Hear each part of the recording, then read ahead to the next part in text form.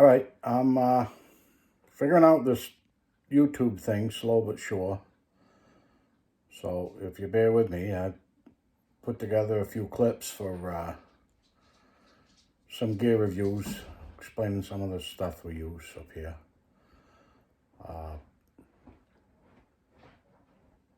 We'll see how it comes out. I don't know. Like I say, I'm trying to figure this stuff out, so be patient. We'll get it. All right, we'll I got a couple clips put together there, and so we're going to give this a try. We're going to talk about some gear that we use over here for what we do. Ignore the dryer tumbling zippers and snaps and all that. Everybody's washing their hunting clothes today, and it's a little noisy down here. But first thing we're going to talk about is a seat. All right, this is a swing seat. Yep, it's just some wood, rope, a little cushion. Before saddles, this is what we sat in. Probably 10 years we've been using this. Not the safest device in the world, but been a lot of deer shot out of that right there. All it is, just a piece of wood there. We put a retractable dog leash for a gear hauler on the bottom, and you can see some screw-in tree pegs. So we sling this over our shoulder, we get to the tree, we pop these screw-in pegs out of here. We screw the pegs in as we climb up the tree. When we get to where we want to be, we'll put, 3 or 4 in around the circumference of the tree. And this is our tether. So this gets wrapped around the tree. This carabiner with the prusik knot gets clipped on here. And then we slide this down under our bottom, and it's just like sitting in your swing set. Like I say, used that for years and years, and worked really, really well. But as I got older and less agile, I decided that wasn't probably the safest thing. And then saddles started coming out and getting popular, so we switched to saddles. All right, so this is what we've evolved to. This is a Arrow Hunter Kestrel Flex saddle. I've added a couple of these cheap stuff sacks, Smalley stuff sacks I got off Amazon. This side I keep my liner's belt in. That's pre-connected, and I just stuff that in there, so when I'm climbing, that wraps around, connects over here, and I'm always attached to the tree. This side has my tether line in it. I use a Ropeman 1 ascender rather than a prusik knot on my tether line. So this is the rope that wraps around the tree. Once I'm up there, that's where my bridge on the saddle snapped into, and then I take the lineman's belt off, and then this slides easy and it's adjustable. Retractable lanyard to hold my gun or my bow up, and this big clip here is just when I'm climbing the platform I stand on, I clip into that, so when I get up to where I'm going to be, I reach behind me and then snap the platform off of that. This is the only saddle I've ever sat in, so I don't have anything to compare it to, but it's very comfortable. 3-4 hour sits, no problem. And once it's on, you don't really know you have it on, so it's not like you're lugging anything around really.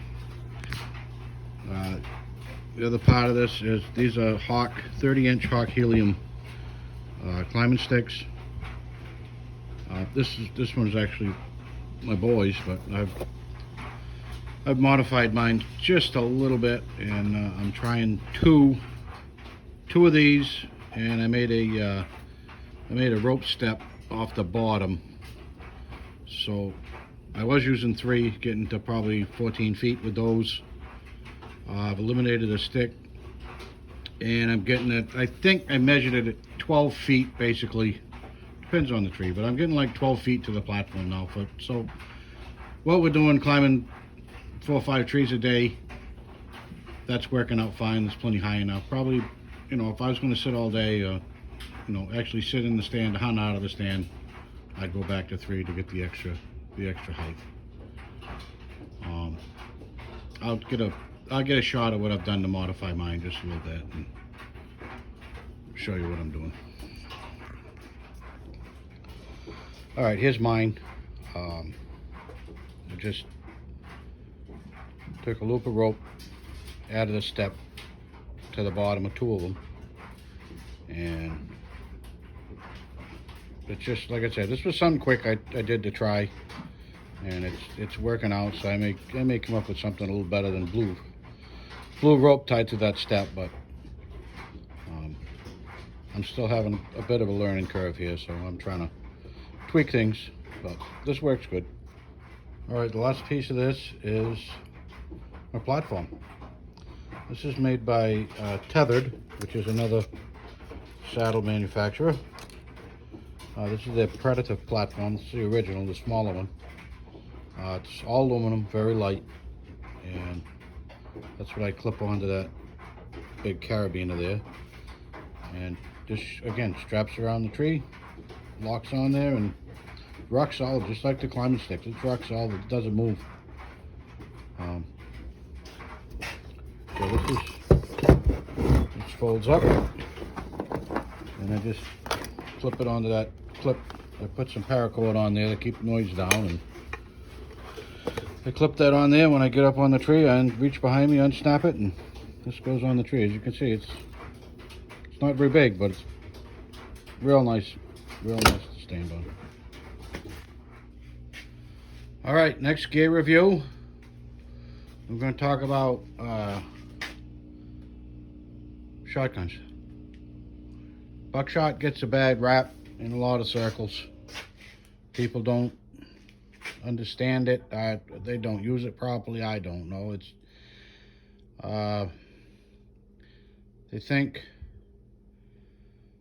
think, oh, I don't shoot slugs good. I'll throw some buckshot in there like my grandfather did, and we'll just let it rip. And they don't patent it. They don't try different loads. They don't try different chokes. They just throw it in there. And those are the same people that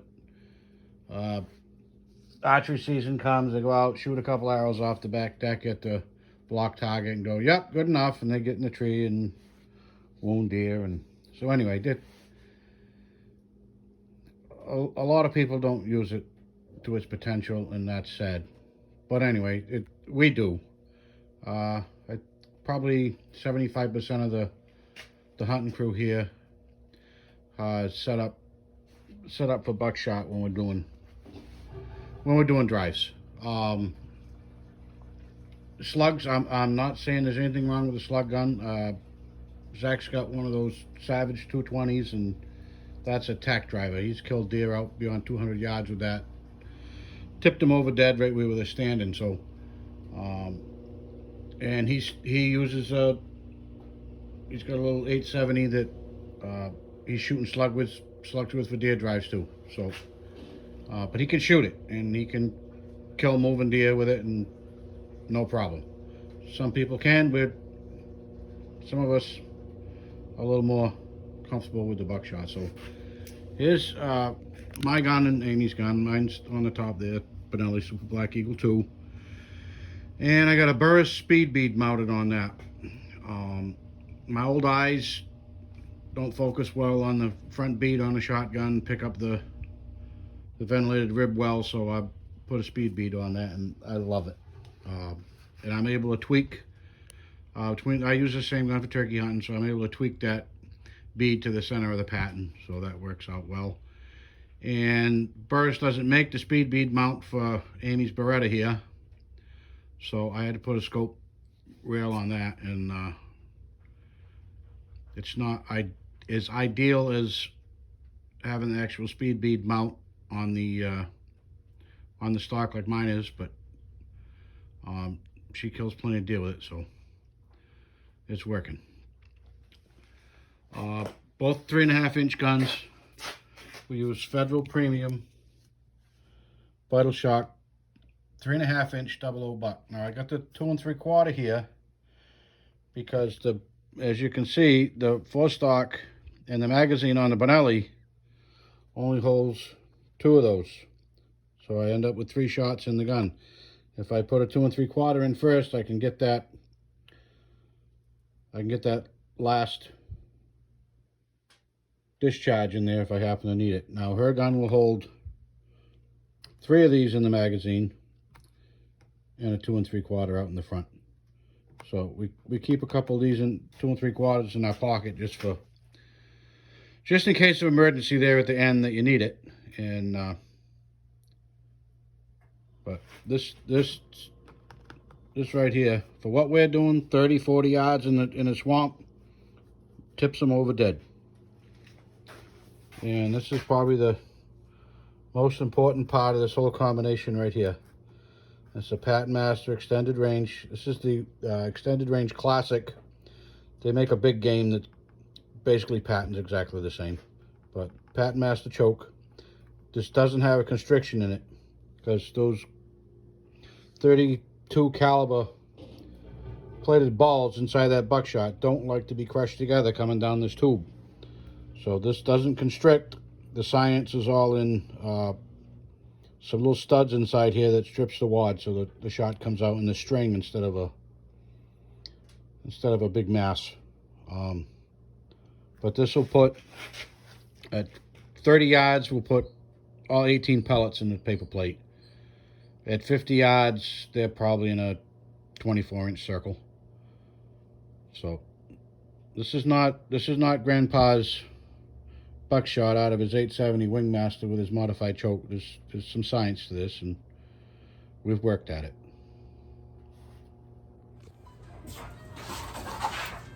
All right, that's what we got for today.